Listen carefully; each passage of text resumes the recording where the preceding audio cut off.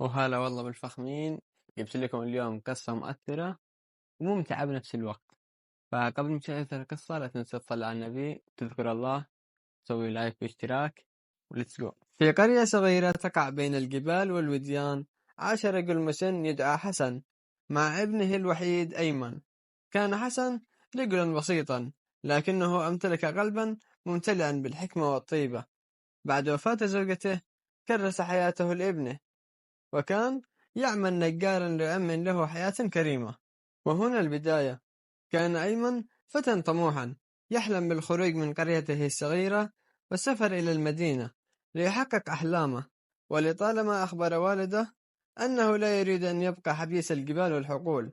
وكان حسن يستمع إليه بصمت وابتسامة خفيفة على وجهه المتقعد. وذات يوم بعدما بلغ أيمن 20 من عمره قرر أن يذهب إلى المدينة، ولكن لم يكن يمتلك الكثير من المال.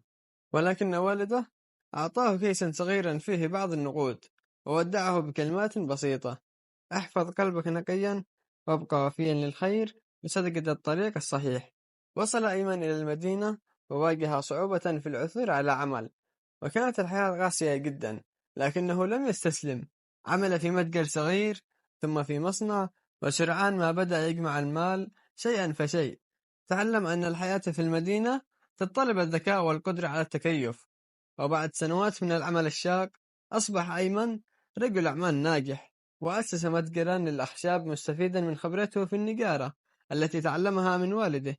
لكن النجاح قلب معه تغيرات لم يكن يتوقعها، فقد أصبح مشغولا جدا وانشغل بجمع المال حتى نسي والده تماما. وذات يوم بينما كان أيمن يجلس في مكتبه الفخم جاءه سائل بريد يحمل رسالة قديمة، وعندما فتحها عرف الخط فورا. كان خط والده. كانت الرسالة مكتوبة منذ 3 سنوات، لكنها لم تصل إلا الآن. وكانت مكتوب فيها: ابني الحبيب، لا أعرف إن كنت ستقرأ هذه الرسالة، لكني أردت فقط أن أخبرك أنني بخير. لم يعد لدي الكثير في هذه الحياة سوى الذكريات. لا تقلق علي، فأنا سعيد، لكن قلبي يشتاق إليك كثيرا. وإذا شعرت يوما أنك فقدت طريقك عد إلى المنزل، ستجدني في انتظارك. شعر أيمن بضربات في قلبه، كأن الزمن توقف للحظة. كيف يمكن أن يكون والده ينتظره كل هذه السنوات دون أن يسمع منه كلمة؟ هل لا يزال على قيد الحياة؟ وهنا قرر أيمن أن يعود فورا إلى قريته. سافر على عجل وقلبه يضطرب بين الخوف والندم. وعندما وصل إلى المنزل القديم وجده مهجورا. سأل الجيران فأخبروه أن والده توفي قبل عامين. دخل أيمن إلى البيت فوجد كل شيء كما كان، وعلى الطاولة كان هناك صندوق خشبي صغير يحمل اسمه.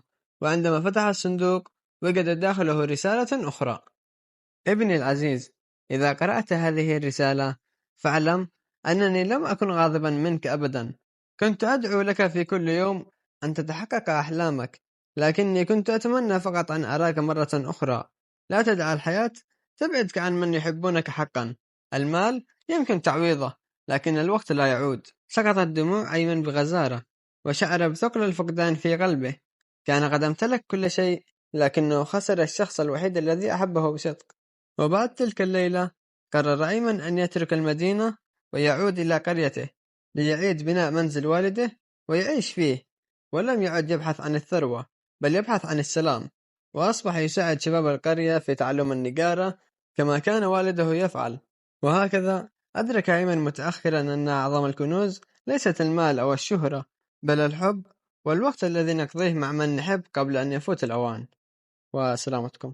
تابعين الغاليين، وجودكم فرحة سنين، لايك وكومنت منكم بس يكفيني ويخليني زين. حب لكم ما له حدود، مع بعض دوما للأمان.